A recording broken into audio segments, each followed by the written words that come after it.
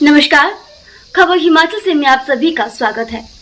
पूर्व गर्भाधान और प्रसव पूर्व निदान तकनीक अधिनियम 1994 पर आज शिमला में 2 दिवसीय कार्यशाला की शुरुआत मुख्यमंत्री ने की। 2 दिन की कार्यशाला की शुरुआत में उन्होंने भ्रूण हत्या को रोकने और इस एक्ट को प्रभावी तरीके से लागू करने पर मंथन किया। मुख्यमंत्री ने कन्या भ्रूण हत्या को रोकने के लिए बड़ी घोषणा की है कि अब एक बेटी के जन्म पर 2 लाख और दूसरी बेटी के जन्म पर 1 लाख रुपए सरकार की तरफ से दिया जाएगा।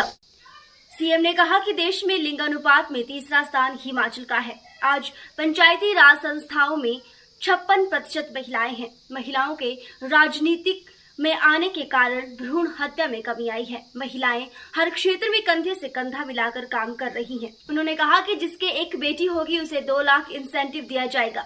दूसरी बेटी होने पर 1 लाख की मदद सरकार द्वारा दी जाएगी। उन्होंने कहा कि भ्रूण जांच ना हो, इसके लिए सख्ती की जरूरत है।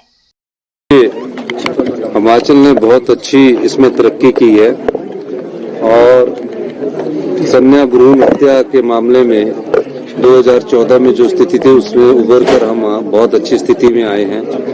हमारे 1000 के पीछे 950 गर्ल्स का रेशियो है और देश में हम तीसरे स्थान पर है।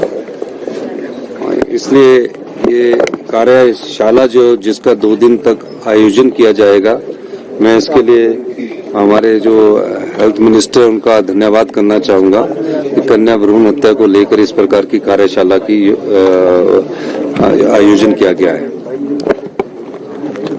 सर, आपने एक बड़ी बात कही है कि एक बच्चे पैदा होने पर 2 लाख रुपए देगी सरकार, क्या है सर?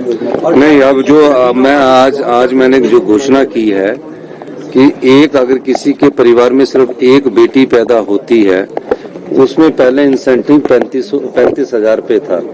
हमने कहा कि अगर एक बेटी पैदा होती है तो उसको 2 लाख रुपया मिलेगा और दूसरी बेटी जब पैदा होती है तो उनके परिवार को 1 लाख रुपया मिलेगा। 2 बेटियों पर 1 लाख, एक बेटी पर 2 लाख रुपया मिलेगा जिसकी सिर्फ सिंगल बेटी होगी।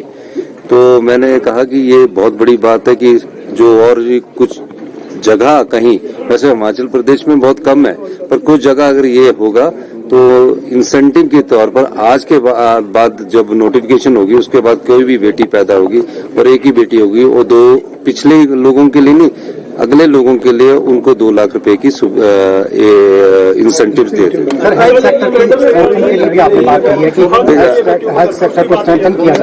हेल्थ सेक्टर में हम पूरी तरह व्यवस्था परिवर्तन कर रहे हैं। दिन रात मीटिंगों का दौर चल रहा है।